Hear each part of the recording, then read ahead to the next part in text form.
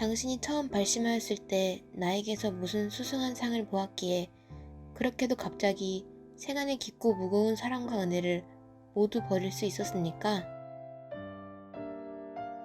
열의 30 이상이 수승하고 절묘하여 그 몸이 비치고 사무침이 마치 유리와 같음을 보았기 때문입니다. 무엇으로 보고 무엇으로 사랑하고 좋아한 것입니까? 예, 바로 마음과 눈입니다. 눈으로 열애의 모습을 보고 마음으로 좋아하였기 때문이죠. 그렇다면 당신이 말하는 그 좋아하는 마음은 어디에서 온 것이죠? 안녕하세요. 뜬금없는 책입니다. 우리는 누군가를 사랑하고 좋아하며 때론 미워하기도 합니다. 부러워하기도 하고 질투하기도 하며 아파하기도 하고 행복해하기도 하죠. 이 모든 마음은 우리가 일상에서 경험하고 있는 지극히 자연스러운 것들입니다.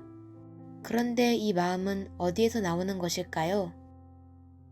우리는 흔히 마음을 표현할 때 자신의 가슴을 가리킵니다. 마치 마음이 그곳에 있기라도 한 것처럼요. 그러나 부처는 마음이 몸 안에 있지 않다고 이야기하며 아난에게 가르침을 설파합니다. 부처는 자신이 현재 서 있는 강당과 강당 밖에 절인 기타림을 이야기하며 마음이 몸 안에 있다고 하는 아난의 말을 반박합니다.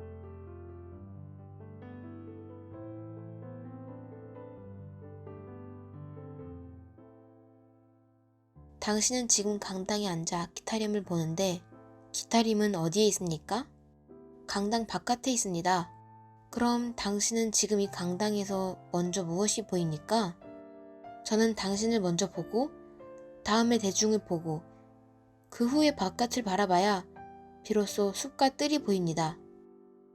당신 말대로 몸은 강당에 있고 창문은 활짝 열려 멀리 숲과 뜰을 봅니다. 이 강당에 있으면서 저를 보지 않고 강당 밖을 보는 중생이 있겠습니까? 부처의 말은 우리가 안에 있을 때 바깥을 보기 위해서는 우선 안을 볼 수 있어야 한다는 것입니다.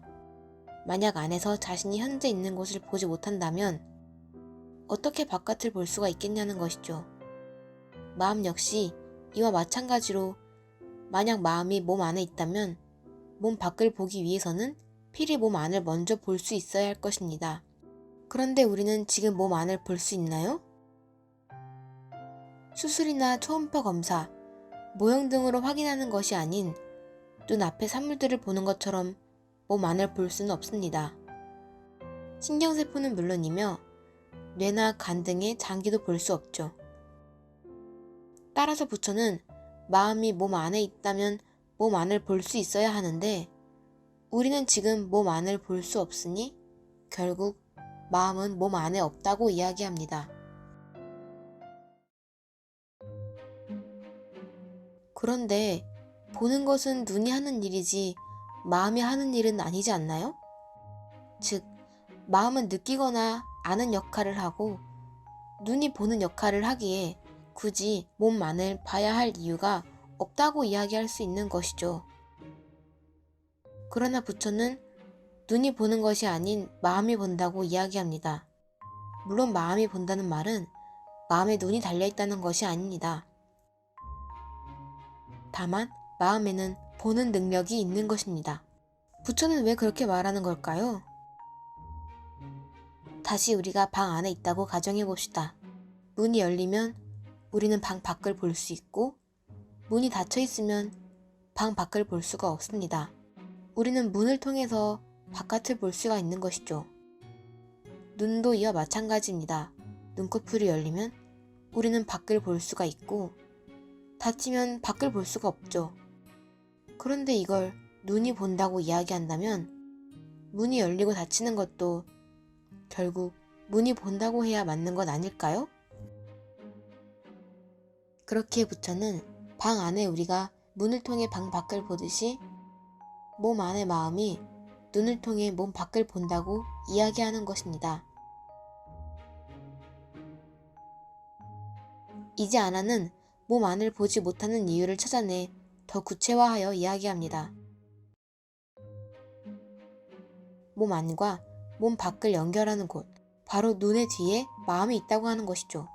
눈의 뒤쪽에 마음이 있기에 우리는 마치 눈이 안경을 통해 밖을 보듯이 마음 역시 눈의 뒤에서 눈을 통해 본다는 것이죠. 이를 통해 몸 안을 보지 못하는 이유가 설명됩니다.